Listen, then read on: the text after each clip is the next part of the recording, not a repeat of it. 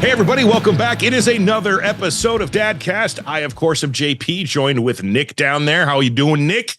I'm good. How are you? Fantastic. Wow. Jesse, our other co-host, is out on this episode. Apparently, he's in a bus going somewhere football related. So, Jesse, we miss you, buddy. We'll catch you on the next one. Joining us today on the podcast, in a little swerve from what you are usually expecting, we have an amazing female guest. She is Dr. Darria, Harvard educated. She's all over TV. We're going to get into a whole bunch of what she does because she ran down a whole big list. And it's very interesting. And I'm going to lie, I'm a little bit jealous of the career that she has brought in. Dr. Darria, how are you? Thank you for joining Dadcast. Thank you so much, JP. It's an honor. Oh, hold that reservation for the late. We'll see how you feel about an hour from now. Yeah, wait for 5 minutes so we jump off the rails. That to the side. Yeah, and as like Nick said, I do want to point out that we do typically on this podcast like to talk about dads and everything dad centric. The before, the during, the after, and everything in between. But we do tend to sometimes go off the rails, and by sometimes, every single time. So just so you know, but in this case, I'm not going to ask the typical question that I always start with. I'm going to change it up. And that is, are you a mom? I am. Yes. I have 3 amazing kiddos, 10, 7, and 14 months. 10, 7, and 14 months. So you're in the thick of it, just like Nick. Yes. Right. And just as after I get out of the thick of it, I'll be in the thick of it for tweens. So there's just never. Oh, man, 10, 7, 14 months. Well, our buddy Nick down there, he has, last count, 87 children, and his youngest is just past that year mark a little bit ago. Yeah, 18 months, and she is crazy. I'm so glad you're actually on here so I can figure out what do we do when she's like taking head dives onto the hardwood floor off the couch. Yeah, so sounds about right. It's all of Nick's kids have that in common. Yeah. It's like, are you trying to find ways to off yourself? So we took the kids to the park, and they have this super high slide, and Liam's like, I'm going to do it. He gets to the top and freaks out. However, Sophie, though, gets to the slide. She stands up. She's like, I'm just going to walk down. I'm like, no. You're like, I want you to be fearless. Just can we be a little less fearless? Like, yeah, our ER visits take like 24 hours, literally. So I really don't have 24 hours to sit in the hospital. So let's not do that. So, Dr. Darria, take us through a typical day in the life of you as far as work and career goes. Oh, yeah. Well, the thing is, an ER doctor, there is never a typial day. I've seen all the shows. Yeah.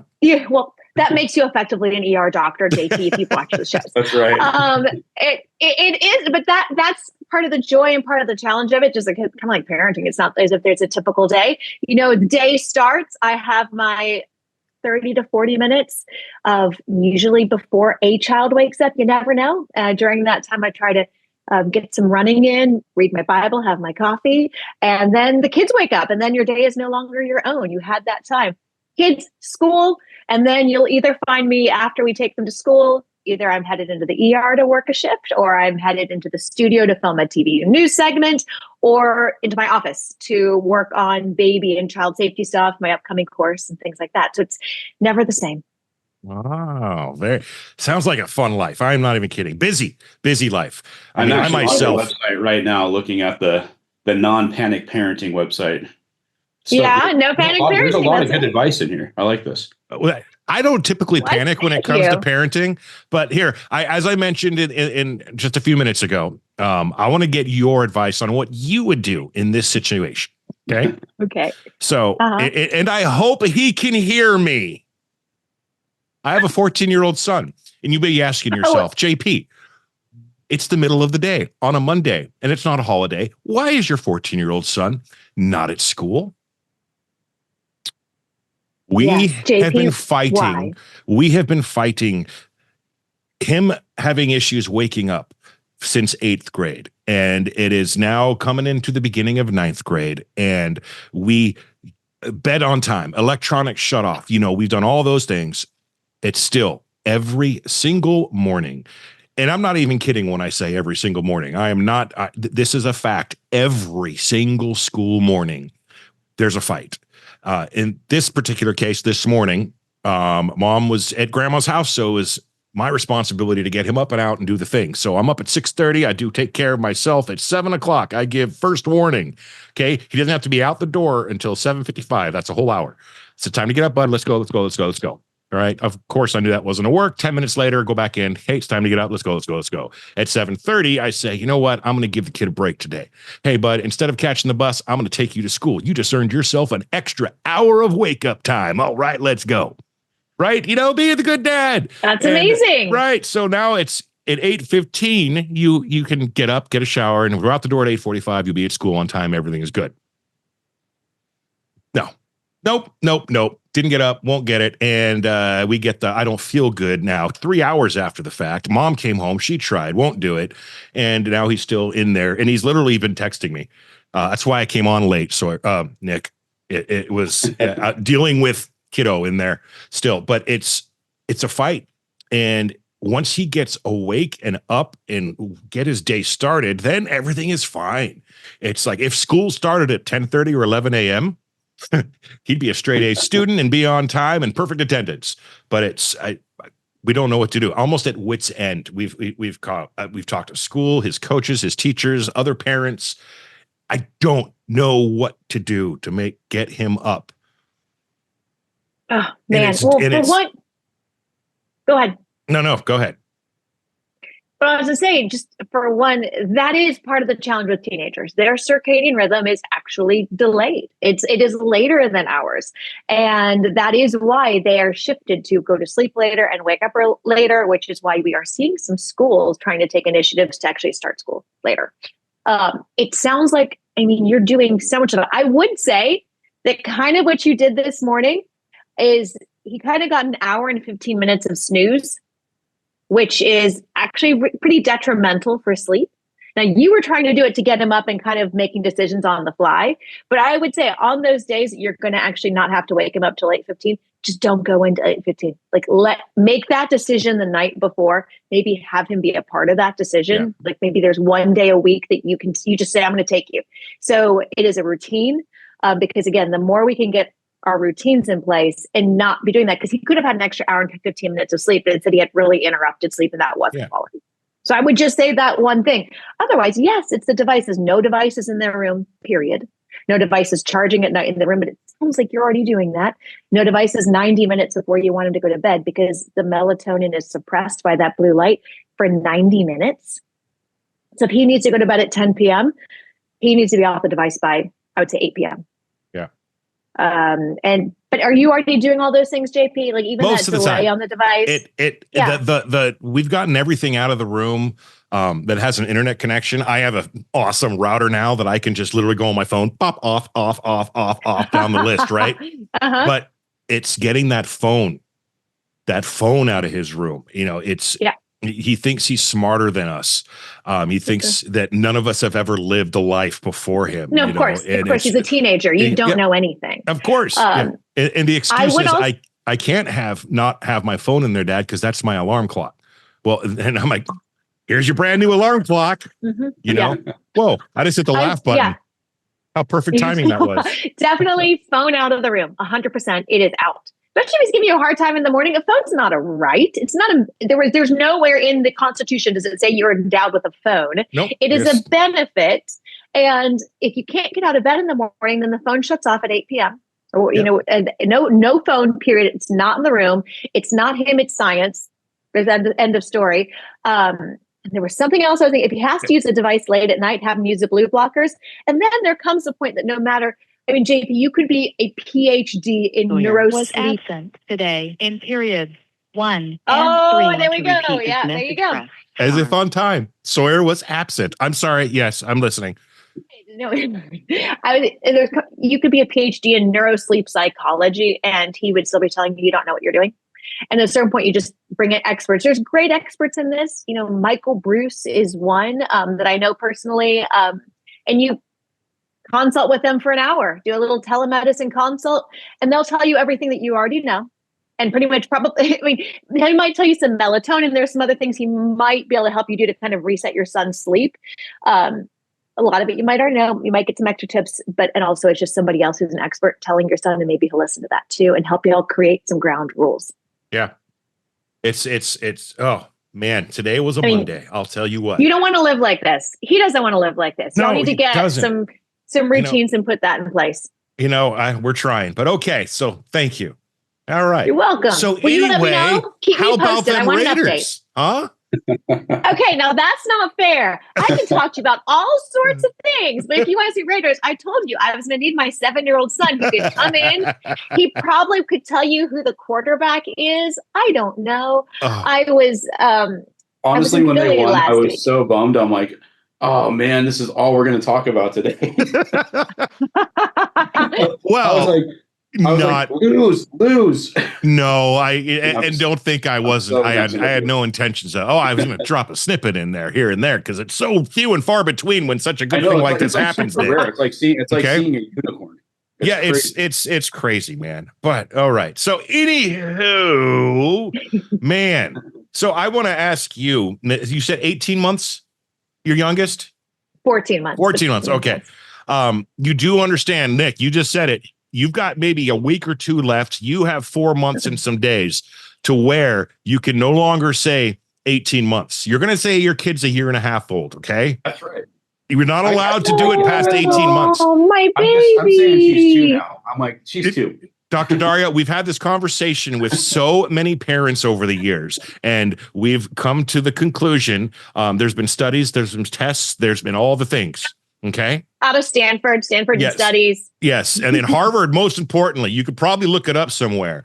At 18 months, you are no longer, that's the last time you're allowed to say months. And I know, I'm sorry, it's unfortunate, but we can't have people out there saying my daughter's 48 months old. Okay. I know. That's just not, doesn't work.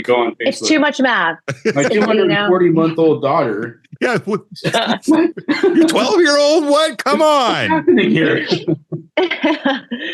What has been the most challenging aspect of you as a parent in your case with your children?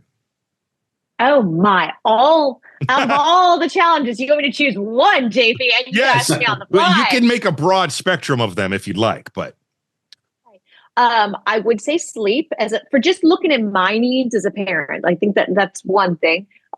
Is the amount of sleep that you lose when they're born, and then the realization that you're never getting that back. I have friends who have teenagers, and they're staying up till midnight until their teenager gets home. So that has been a challenge. I remember just a note when I was in residency. I had been up for 36 hours, and something minor happened. It was something with my coffee, and I started crying, bawling, sobbing. And my professor came to me and said, "Darria, why are you crying?" And I was like, "I don't know." And she said, "How long have you been awake?"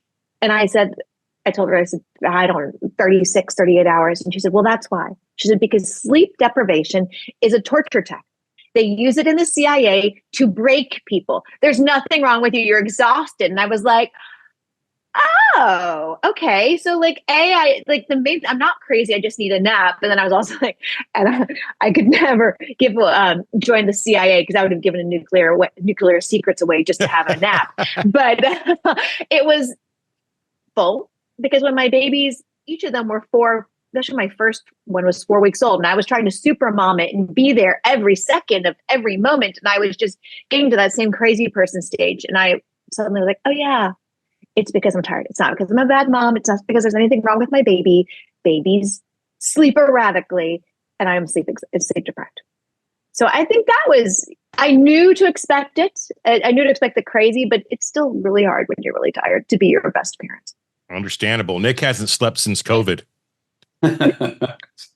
Yeah, it's weird. It's like my 4-year-old, like he was doing great, and then now he's on this, like 9 o'clock hits, and it's like game on. And it's like, oh, come on, buddy. Yep. That's that 4-year-old milestone. My daughter's doing the same thing too. It's like, she was good, and then all of a sudden it's like we're going backwards. And then you're like, oh great, now we're working on sleep again. When we thought we figured it out, now we're working on sleep. And then you'll get it, and then you'll be like, oh yeah, we're good. I'm so good. And then another year or two and something else will happen. Yeah. Yeah. You know, every and then year. they become teenagers. Yeah. And then they become teenagers, and then we have JP's problem. Yeah, So sleep. This is the theme of this segment of Paleo. Actually, so tell us a little bit. I want to jump back into the no panic parenting. Tell us a little bit about that. What made you get into that? Tell us a lot a bit about that. A lot, a little bit. Got it. So when my third was born last summer, this was now my third child. And I was, as you notice, he's 9 years younger than my other children. So I was an older mom, or some could call me more of a veteran mom, which is the nicer way of saying it.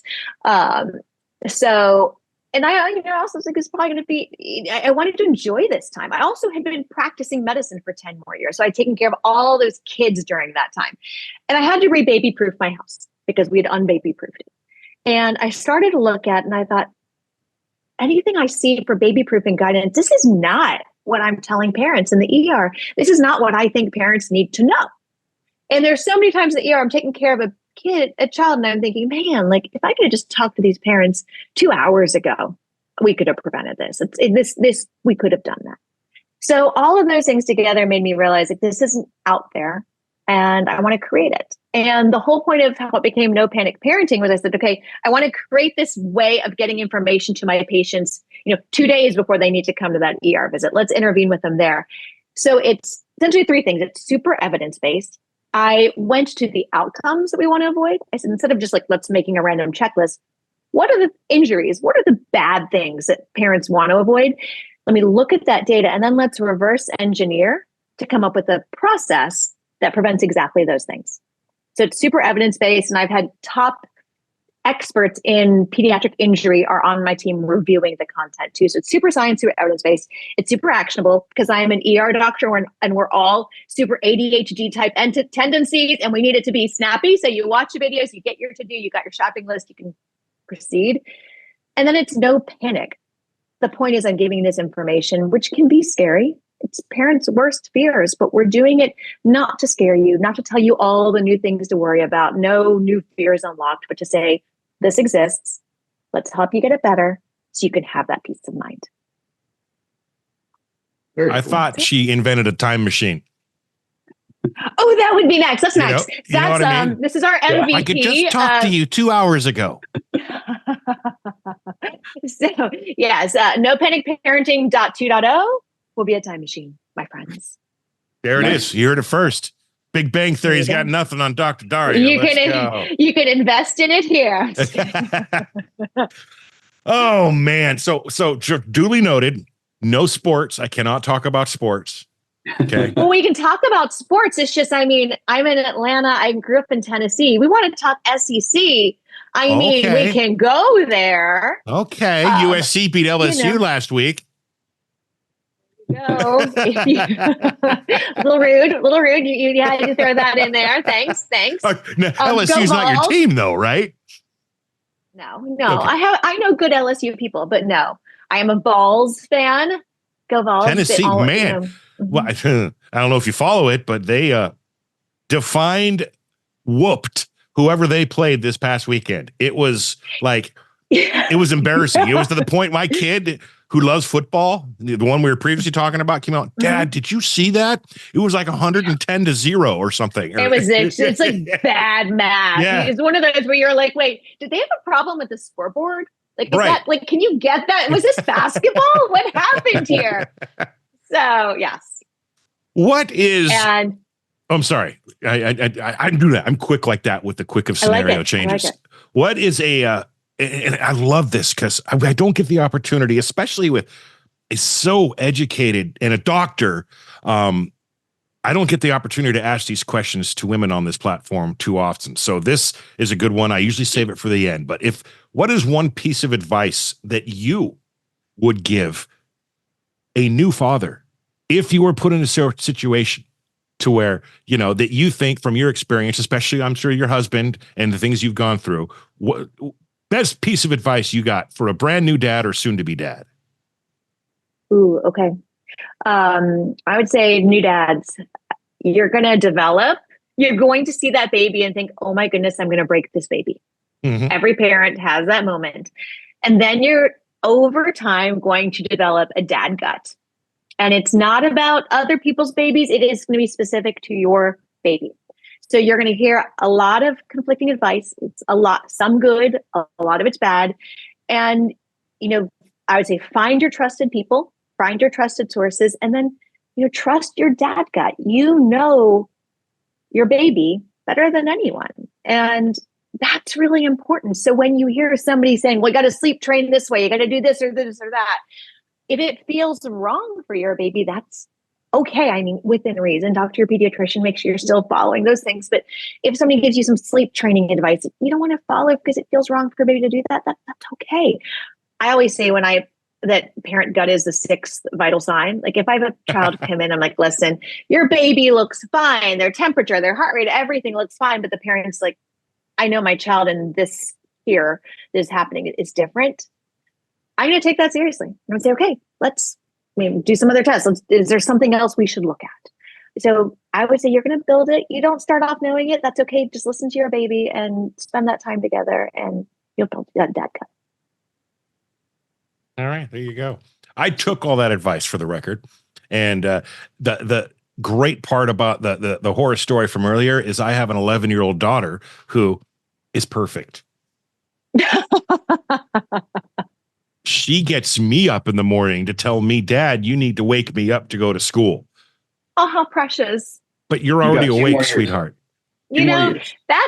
That's each children. It's like, how do you have the same genetic makeup and you're so different? Yeah. So, but we'll see what happens. She's got, like Nick just said, she's 11. She just entered junior high. I'm starting to hear the whispers of, oh, that boy's cute with her friends. And God help me. So we'll see how that works out in the next couple of years, but so far so good. And Sawyer and Avery, if you're watching this episode back in the very near future, I love you both. Sawyer, just because I'm mad at you for not waking up on time, that doesn't mean I love you any less. If you're watching this 20 years from now, how did it all work out, man? Let me know. And there he is. I hope you have kids and they do the same thing you're doing to your dad. Yes. And if any of my grandchildren are old enough to be understanding what's happening right now on this episode, you give it to that dad of yours. You give it to him. Okay. You know what? An old family friend once told my father, I'm sure it's when my brothers were giving my dad a hard time, because obviously I never gave my parents a hard time.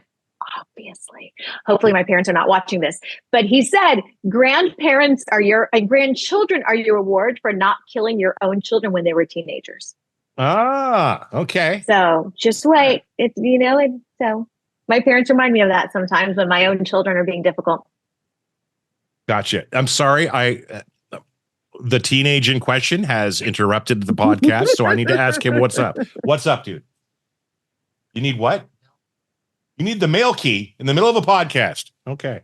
There's some important mail coming. Well, you want to meet Dr. Darria? She's got lots of good advice. You sure? Yeah, I wouldn't if I was you either, man. He's like, not here, Dad. It's funny. So when you were explaining this, and I hate being distracted, if we leave now, will I be grounded? So guess who's still going to make it to school on time and make football practice, even if it's half a day? I call that a win, right? Oh, man. You know what? You've got to take those wins where you can get them. Oh, man. And I wonder what's in the mail that's so important. You might want to go get the mail. He's trying to do a chore to butter you up. And he's going to be like, Dad, let's stop at Chick-fil-A on the way to school. Of course. Yeah. Teenagers. We haven't done a Fast Five in a long time, Nick. I did not create one, but we know the questions off the top of our head. So let me give you a little background here, Dr. Darria. If you weren't aware, I have a background in radio and media. That's where the lovely voices come from, and because of the face is why I worked in radio. And during those many years, we put together a segment we called Fast Five. We'd ask our guests questions, boom, boom, real quick, bam, bam, bam, questions. And I gave that chore to Nick when we started this podcast, and we brought it back to life on the podcast. Turns out Nick didn't have the questions, but there's so many of them that they're memorized. So we're just going to go off memory here. This is a fun little game. Don't need to overthink it. Nick, go. All right. If you could have a billboard with anything on it, what would it be and why? Well, obviously, it would say Buy No Panic Parenting, the best baby-proof and baby safety course. Love Thank it. you, Nick. That's awesome. I'm going to superimpose the link right there after. Yeah, there you go. Thanks for that Right. prompt. Favorite vacation spot for you and your family? Am I Beach? supposed to have one word answers, or do Did you want say me to beach? expand? Beach. Okay, what Mhm. beach? All right. Favorite You know- brand? Oh, no. Oh, sorry. He's Sorry, answering too what late, beach. JB. We're on to the next. Hilton Head. It's easy. It's easy to get to. We bicycle around, go to the beach, go to the pool. It's easy, which is with my kids my age. I want easy and simple. All right. Yeah. I took my kids to Vegas once. That was stupid. Yeah, that's a bad idea. You needed to take them to know that, Nick. I mean, you could have called me. His kid, his son at the time, was like a display piece. You know, Yeah. everyone just swarmed, and oh yeah, that was a bad idea, dude. Yeah. Just getting Okay. off the airplane to the hotel. That was the hardest part. Just from unboarding the airplane to the rental car to get to the hotel. Because it's like literally, it's not like a short walk. It's like a 2 mile. Stupid. Fun times traveling with kids. Yeah. Yeah. Okay. Favorite breakfast food of your kids? To make My your kids' kids. favorite breakfast. Yeah, to Oh, make to- your kids. That's right. They like waffles with chocolate chip. Ooh. My daughter is right up there with you. All right, JP, Except my you're baby, he likes scrambled eggs. My youngest likes scrambled eggs with lox, but weird. Okay. Is that mine? My youngest, like, she's all about spice, like Mike's Hot Honey and That mine. what kinds of Oh, crazy, really? flavorful, That's weird great. foods. My 4-year-old, all he eats is eggs. That's it. Eggs and cereal. That's I can't get my older two to eat eggs. My youngest only likes eggs. So, yeah. In the busy life of Dr. Darria, I'm maybe incorrectly assuming that you don't have much time for TV shows and movies, but if you do, what's your favorite doctor-based TV show? Oh, to do the doctor one? Yeah, I like don't Grey's watch Anatomy, doctor ones. ER, Yeah. you know, come on. Grey's Anatomy and ER I watched before I was a doctor. Okay. They were the kind that made me think like, yeah, and then I'm going to be on a plane and somebody's going to call for a doctor and I'm going to come out with my cape. And now you watch those and I think actually Scrubs is probably more reality. Yes. Love that We show. had a completely different mindset going into this. I watched ER and I wanted to be George Clooney. Right. And now it's like, now I can't watch it. Yeah. Like, no, we don't treat patients that way. We don't do that. Unfortunately, Nick, though, you're 5'6" and balding. So, I know. mean, exactly. there's no George Hey. Clooney. But I like the beard. He's got that going. He makes it up for, I'm kidding. Yeah. He's not balding. Take the hat off, No. show everyone. I am Okay. Well, but that's it's both of us. It was a purposeful choice. It's really bad. I was shooting content. I know this sounds super vain, but I was shooting content and I looked down and there's a big bald spot and I'm like, I can't take it anymore. So I got the clippers Dr. out. Darria, you got Super any hair growth remedies for Nick? Dr. Darria's special hair growth remedy.com. Yeah, No, I that's don't. part I'm 3. sorry. Okay, Yeah. Time Machine, hair growth, part 3. Exactly. Yeah. How was okay? Are you married? Is that handsome gentleman in the Yes. background your husband? That guy, yeah, that's not a stock photo. That Okay, yeah. okay. How was he after the birth of the first child? That's a question I always like to ask dads. What was your reaction? How are you feeling? Can you relate to us how he acted from the perspective of mom and wife? Yeah, he's really good with the babies. He's very helpful. I mean, he's also a physician, so I guess we spent a lot of years where we didn't get any sleep in training. So he's really helpful with that. And the other thing is, from training, he's able to, the man can fall asleep standing. And one time we came home from residency and he was driving home again. He'd been awake for, 45 hours taking care of patients. He drove and he pulled into his garage and awoke and his horn was going off. This is before we had kids. And the reason his horn was going off is because he had fallen asleep and his head was pushing on the horn. So this is my husband. So it actually became really useful because at night, sometimes if I couldn't fall back asleep, he'd take the baby because he knew he could, if needed to give it a bottle or do something, put the baby back in his crib, he'd be out cold again. So he's actually, I've been super, super fortunate because I have somebody who is helpful in those sleep deprived nights with the baby. So I'm really lucky. Is it true in ER talk, you never say it's dead or slow? You never say it's quiet. Quiet. Okay, Why don't say that's slow? the word. You don't say slow either. Like, you don't say that. Okay, Somebody all right. comes in. Yeah. Don't. Did you see? There was passion right there, Nick. You don't. There was okay. Mood changed. I Then you saw just thought my of ER doctor come out. I just thought of a quick prank show. Let's go to every ER we can, run in, say it's so quiet, and then leave. But hidden camera How long show, till Nick. except we can tackle you with shots of like Haldol or something, or that would just make the show that much better. Here we go. I mean, let's do it. Oh God, I had a question and I just lost it because I was thinking. I'm going to jump in. Go, so I've please. got a question. I've got a question about vaccines. What are your thoughts on vaccines? Because I used to be anti-vax, and then I talked to my pediatrician, and I'm leaning more towards some of them yes, some of them no, and with having little ones, they're still going through the vaccine process. So I'm kind of like, what's safe, what's not safe? Do we need to do everything that we did back when I was a kid? Right. I think those are great questions. I mean, the reality is all of us want to do right by our kids and keep our kids safest. Like, so I always think that whether somebody is pro, anti, whatever, like we're all anti our child being healthy. Wait, no, we're all pro our child being healthy. I'm like, whoa. He was like, Nick was like, that escalated quickly. And there's our clip. Thanks, guys. We are all pro children being healthy. So to do that, here's what I say. And the reality is, COVID was a bad time for a lot of things. I think in many ways it was a really bad time for vaccines. I think, in the way things were communicated, people were so scared, and communication was not always done the very best way. I mean, part of the reason why I got in the media in the first place is because I felt that in healthcare and how the health was being conveyed, we weren't doing a good job conveying it to parents and to people in general. So to my children, my kids, we follow all the vaccine schedule. We follow the full schedule. That's their diphtheria. That's pertussis. That is the meningitis vaccine. And do we have a lot more vaccines than we used to?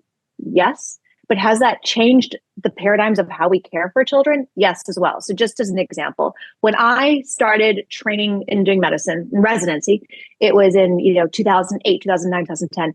Every baby under 3 months that came in with a fever, 100.4 or higher, we did do a spinal tap on them. Not because every baby had meningitis, but because the risk of meningitis in a baby under 3 months with a fever was high enough we couldn't miss it. And often in babies, the only thing that would be the only sign of meningitis was a fever. So I did spinal taps all the time because babies under 3 months get fevers a lot. Then the Hib vaccine was introduced, and don't quote me on it, I think it was 2007, 2008, 2009. And in the 7 years after the Hib vaccine was introduced, Hib meningitis was one of the top causes of infant meningitis. The incidence of meningitis in infants due to Hib fell by 99.92%. So much that now we don't spinal tap all those babies. If they're 21 days or younger, we still do. But 21 days to 60, it kind of depends on how the child looks. And above that, we're not doing it anymore. That's literally like one example of how a vaccine cut the rate of meningitis in infants, which life-threatening to get meningitis. It cut the rate so much, it totally changed how we practice. And that's a vaccine that we've in the last 15 years. So do I think we should always keep looking at everything we're giving to kids? Yes, absolutely. But yeah, absolutely. I think it's really important. I think it's absolutely important that we be doing these things to protect our children. I think messages like that don't get out to parents. But like I just told you that story, and it's like, oh, wow, I had no idea. Right. I think Dr. Paul Offit is somebody, he is a pediatric infectious disease specialist. He's on one of the FDA groups that looks at all the vaccines. He has a new book out. I think I'm looking at it over my bookshelf. I think it's called Tell Me When It's Over. And it was about going through COVID and keeping kids safe. He's a person I would, any parent who has questions about vaccines, I would recommend you read Dr. Paul Offit's book. I know him personally. He's the one when I'm like, tell me, like when there was this measles outbreak, I was like, what do I need to do? My baby's young. What do I do about this measles outbreak? Do I need to do something? He's the one I asked personally. And he's great guidance. So I'd say, Nick, check out Paul Offit's book too. Okay. I think he's so educated and so wonderful. What is weird question? I'm always asking. No, and it's Why are we a hot doing this? button, hot topic question. So I'm glad, thanks for letting me chat about it. Yeah. what is one thing, if you could put your finger on it, Dr. Darria, that us as parents, us normal folks, Americans need to be most concerned about in the world today as far as medicine and health? Oh goodness. Let's dial Pretty that broad. back. Let's dial that back. Let's say, so the reason I like to talk about kids' safety, accidents, safety, injury prevention is because from age 4 months to 4 years, accidents and SIDS in the younger grades too, but younger ages, but accidents and SIDS are the number one leading cause of death. From age 1 to 4, it's accidents. I have a graphic that I made for my course, but it's literally like cause of death. And it's like accidents, and then the next thing, and then the next thing, and then the next thing. And actually, I think the number, 2 to 4 times more children, essentially 4 times more children die of accidents and SIDS every year than die from pediatric cancer, flu, and meningitis combined. Accidents can be pretty broad. Is there a certain type of accident that needs to be looked at or being aware of more than anything else? Yep. So it depends on the age, but under the age of 1, the number one the number one cause of death by far is suffocation in bed, strangulation in bed. That causes about 82% of the accidental deaths in infants under 1. So it's car accidents and drowning, and specifically in kids under 1, it's 93% of the drownings happen in the bathtub. So when I'm talking to a parent, saying you're looking at that first year under 1, most of that is kind of, I call it your pre-mobile stage. I like to triage. I'm an ER doctor. We triage, and I think let's not let parents worry about everything. Let's help you triage and know what you got to worry about now. So under 1, it's pre-mobile. So you're thinking safe sleep, car seat use, not just buying the right car seat, but using it the right way every time. And then bathtub safety. If you did nothing else in your baby's first year, just those 3 things would cut 93% of the risk of infant death in the first year. Is co-sleeping a part of that sleeping deaths mostly? Yeah. So co-sleeping, and by co-sleeping, they now call it bed sharing, for somebody who having your baby sleep on the bed with you, which is different, which is like laying them all night long. That is different from mom nursing the baby, laying down, nursing the baby, which, I did, it happens. And maybe you fall asleep for a millisecond. As soon as you do, you try your best not to fall asleep. I have a couple of tips that I give, set an alarm, take away your pillow, A, so baby's safer, and B, so you're a little more uncomfortable, you're less likely to fall asleep, leave a light on, a number of different things. Laying in bed to nurse with your baby and then put them back in their crib or their bassinet, that is not bed sharing. Versus saying I'm going to sleep all night long with my baby in the bed with me, which is bed sharing. And the AAP absolutely advises against that. Well, we made it through okay. I fought that battle. Yes. I did not win, for the record. And my 11-year-old daughter still won't sleep in her own bedroom. Oh, no. Well, see, there's that.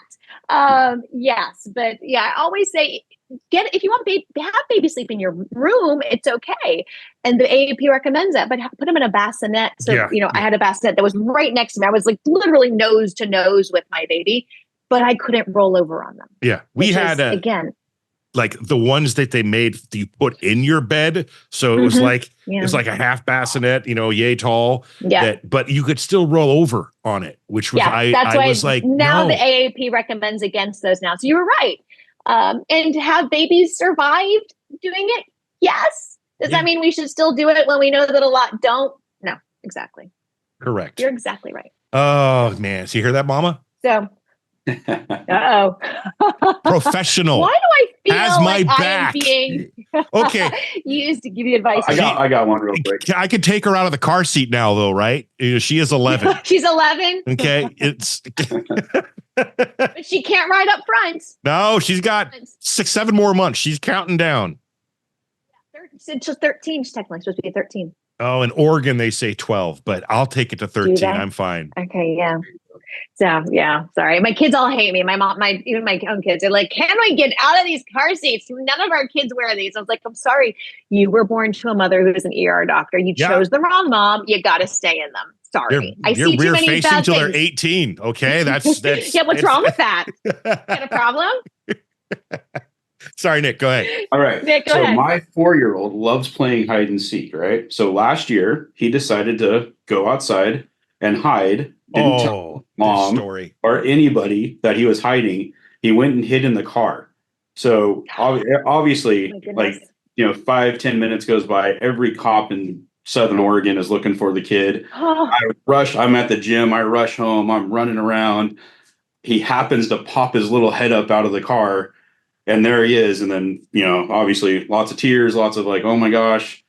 How do you explain to a 4-year-old or 3, he was 3 at the time, like the parents, to get him to understand that hiding in a car, 1, you could die because it could get too hot. 2, don't ever play hide and seek unless you tell somebody you're playing hide and seek. Yeah. He did thank us for having all the cops come and play too, though. So that was cool. Yeah. So you bring a really great point. One of the things when I talk about car safety is there's car safety when you're driving and then car safety when the kid's actually not in the car. And when they're in that mobile stage, there's 2 things I think of. So when we've heard of kids who got stuck in the car, they either the car was one of the things because at age they can often, if the door's partly open, they can get in, but they're not strong enough to actually open it fully. So one tip for parents, if you have a kid who could get into the car space is always make sure the doors are closed, never leave them open, no doors, no windows open. And if your kid is just kind of like that adventurous, your kid, like if they're the kind that would be trying to crawl into the car, lock the car. Most parents don't have to, but some are just like, that's my kid. They're going to find the single one dangerous thing and do it. So there's that. And I also always this is not at all what you asked about, but it just bears repeating. When you get in the car to go drive, just like always check that rear view behind you. It's easier now. A lot of cars have cameras, but we always hear stories. There was like some toy and the kid was playing behind the car and the parent didn't realize. So separate out of the car danger. The other thing is going back to your other question, Nick, is to, as soon as your child, I kind of tell my kids, like as soon as they're old enough to understand hide and seek, it's like, you have to tell us, here's the boundaries for where we play, so they're not going into place like a refrigerator or a car or some place that actually could be dangerous. So we kind of have try to make boundaries for our hide and seek areas too. Okay. But yeah, it's parenting. Thing. This is parenting. There are sometimes things will happen and you guys intervened before anything bad happened too. Yeah. So. Okay. We're getting close to the end. I don't want to end this on a downer. So hopefully, and no pressure, Dr. Darria, but it's up to you to turn this into not a downer. And Nick, great. Oh, thanks. You bring on an ER doctor. Yeah, but I would be remiss if I didn't ask some questions regarding what I'm about to, since we have you on. And Nick, forgive me, my friend, but we've talked about your conditions over and over and over throughout the years on this podcast. And it's because I love you and I care about you. Maybe she has something we haven't heard. So with that being said, Nick, let's give Dr. Darria a quick rundown on what you've been going through for the past 4 almost years, 2 years, 2.5. Most results on recent scans, and maybe she has something we haven't heard before. So we were in Vegas about 3 years ago. I had what a doctor said was a stroke. And kind of went through all that. They found a hole in my spine. So I have a CF leak in my spine that has not been fixed yet. So I have like no fluid protecting my brain. I have excruciating back pain, massive headaches. There's days where I go 2-3 days I can't get out of bed. That's why we haven't been able to do the podcast as frequently. Frequently. I have memory loss. I've mood fluctuations where I'll be totally fine, and all of a sudden I'm just like super grumpy and snappy, and I don't know why. Really bad depression. So The last brain scan I had was kind of normal, but I'm fainting now. Like I'm passing out, falling. So that I'm getting a heart monitor put on Wednesday to make sure there's enough blood going in the right directions and all that kind of stuff. I've gone to a couple different specialists, but Oregon doesn't, like where I'm at, we don't have doctors that understand weird stuff. So like we've done every blood test known that they could possibly think of. MRIs, brain scans, spinal taps. I've probably had 20 different spinal taps just to check my fluids and stuff and make sure that the fluid either it's building up, or not building up. It's basically staying the same. Over the last 3 years, there's no fluid. It's just slowly leaking into my body. So the last time I went, I asked, is there a possibility that the CF fluid could be causing like illness? Like, could it be making me sick? Could it be, that kind of stuff? And I'm sorry we don't have a chart to present to you. Yeah. And yeah. again, No. And sorry what to put did they you on the say when spot, you asked but them? They have no idea. So they're like, I haven't heard of that. I'm like, when my appendix ruptured, my appendix had a slow leak for 6 months, and I ended up basically turning gray and almost dying, and got rushed to the ER, and they had to go in and pull my appendix out, and I was fine. Obviously, I'm alive still, but I'm kind of feeling almost the same symptoms as that in some days, where it's just like, man, I'm so tired. I have no energy. And I went from like, I was working out twice a day, hitting the gym, chasing kids, running around. And there's days where like my kids touch me and it feels like I'm being electrocuted. Like it hurts so bad. Like I can't have them touch me. And so. Man, I'm so sorry. lots. And the CS, yeah, there is. So a couple things, and then obviously we're not going to solve it here, but I Yeah. have to point you in the right resources. The CSF leak, did that happen after a procedure, or was it you just had a spontaneous? So this is really stupid. I was training to fight a UFC fighter for a promo thing for the podcast. And I was actually doing jujitsu, and I got my neck torn really bad. And they're pretty sure that's where the CF leak happened. So they think they pinpointed it, but I've gone to send everything down to Stanford. So Stanford does not want to do anything until we can find the exact spot it's in, but they want to fix everything else that's wrong with me. So like I've already had a neck surgery. They put a 2-inch plate in my neck because my neck was at the point where they don't know where the leak is. They don't know where it's at. No, they think they know, but they're not positive. Man. Yeah. And so I would say when somebody has some things like that, and I'm glad you're getting the heart workup, making sure when you're talking about the fatigue and all, I would say, okay, let's have you wear a monitor for, 28-day monitor. You can, that's something we see very often. Somebody might have palpitations. They might be having an arrhythmia. Sometimes people can tell, sometimes they feel palpitations. Sometimes they just suddenly feel extremely winded and out of breath. If you're wearing a monitor, you kind of press the button, it records what your heart rate is doing at that moment. Because then for me as a physician, I can say, okay, when you were out of breath, what was your heart doing? And it'll either be like, oh my goodness, your heart was beating at 210 for this moment in a rhythm that doesn't actually get blood flow to your brain. Okay, now I know why you're feeling like crap. Or like, no, your heart actually looked fine. It wasn't an arrhythmia. It wasn't your heart, but echocardiogram. Make sure that you have the heart is pumping the right way, and that it's pumping enough, like making sure you're getting that.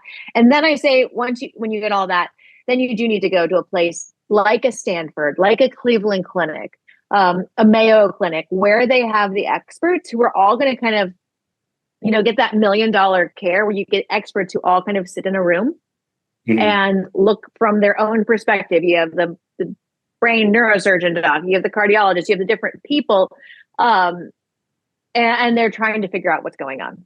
Right.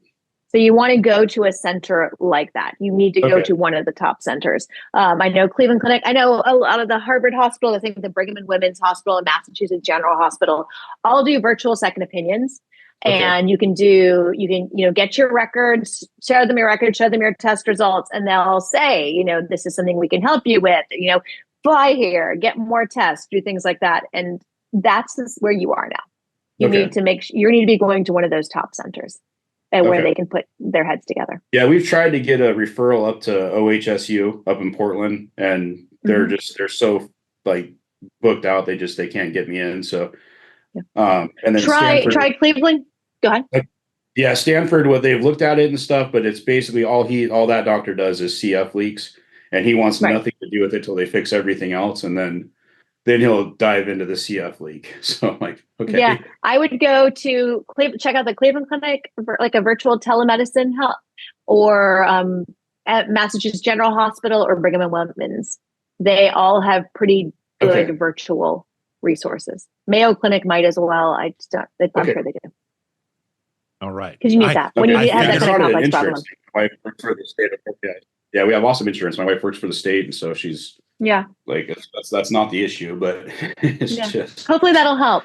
Get frustrating. one of them.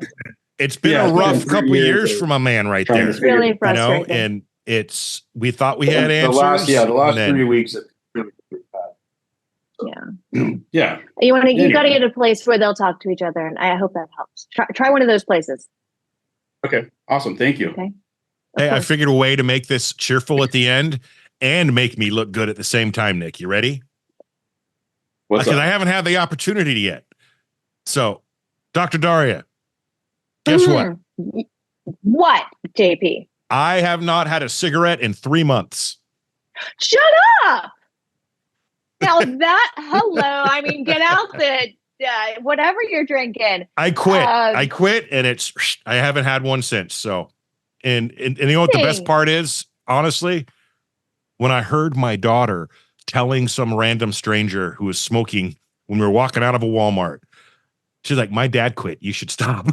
I'm like, "Oh no, thank you, baby. Let's go." My eyes tear up. I mean, she's watching you. Good job, Dad. Exactly. So that was so yeah. Anywho, there you go. I'm so proud of you. Thank you. Now, if we can just figure out this guy down here, because man, it's sorry, Nick, dude. It sounds sure complex. It sounds really complex. It is. I had a crazy health issue 4 years ago. My heart, it was jumping up to 270 and I was going into cardiac arrest. They had to shock me on the side of the highway a couple times after coming out of an ER shift. All of that to say, Nick, I went to the Cleveland Clinic, got the answers, had like a 9-hour heart surgery, and now I'm through it. Okay. But you're going through that dark moment right now. So like you're in the dark time, and like when you're in that, like you just think it's never going to be light again. Like you're like, I'm never going to have myself back again. You will. We just need to get you like to the right people. Cool. Awesome. I thought she was going to say you can't drink Red Bull. I was like, oh no. No, there you go. There's your uplifting. Turns out it was a lot more complicated than that. All right. You guys, Nick, do you have anything else? No, this was awesome. Yeah. Don't be mad at me. I had to ask her. Good. No, I'm not. Okay, good. I know he knows.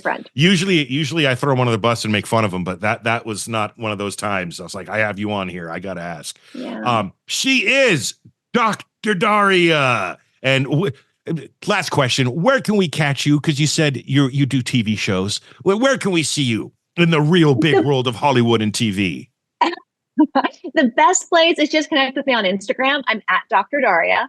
I'm on all the socials, but that's the place where I'm most active. And we post the other stuff that I do there. So you can go from there and find the other things. And of course, nopanicparenting.com for the course. And that's for new parents, grandparents, anybody who has a baby 4 and younger.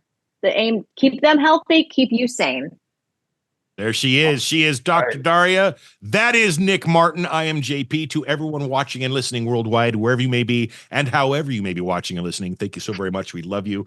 Make sure to catch us on all of our socials as well. And like up, subscribe, do all the things. And we'll catch you on the very next episode of Dadcast. Thank you very much, Dr. Darria. You're amazing. Thank you. As are you.